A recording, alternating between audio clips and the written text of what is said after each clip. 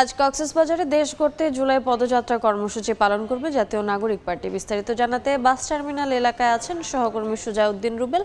সরাসরি যাচ্ছে তার কাছে। রুবেল,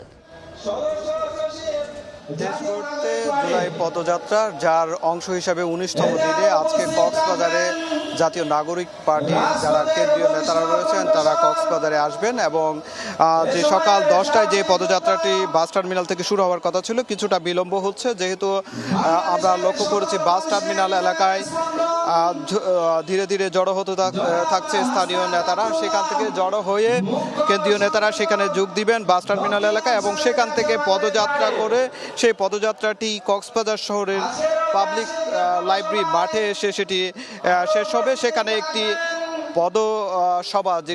পথসভা অনুষ্ঠিত হবে। আমরা এখন রয়েছি পথসভার যেখানে মঞ্চ রয়েছে সেখানে। এরই মধ্যে যে গত বছরের জুলাইয়ে যারা আহত হয়েছিলেন কক্সবাজারে তারা এক পাশে বসে রয়েছেন এবং কিছু সংখ্যক জনগণ এখানে যে পথসভা যেটি হবে সেটিতে অংশ নিয়েছেন এবং যারা এনসিপির কক্সবাজারের যারা নেতৃস্থানীয় বা যারা কেন্দ্রীয় নেতারা রয়েছেন অনেকে এখানে উপস্থিত হয়েছেন। তবে যেটি বলা হচ্ছে আজকে যে পথসভাটি সেখানে যে নাহিদ ইসলাম থেকে শুরু করে হাসনাত আবদুল্লাহ থেকে শুরু করে তাসনিম জারা সার্জিস আলম সবাই উপস্থিত থাকবেন এবং দুপুরে 1টার দিকে এই পথসভাটি অনুষ্ঠিত হবে কক্সবাজার পাবলিক হল লাইব্রেরি মাঠে। এরপর তারা রামু ঈদগাহ এবং চকরিয়া হয়ে বান্দরবনে তারা পদযাত্রাটি বান্দরবনে গিয়ে শেষ করবেন বলে জানা গেছে। তো এই ছিল আমার কাছে কক্সবাজার পাবলিক হল মাঠ থেকে সবশেষ।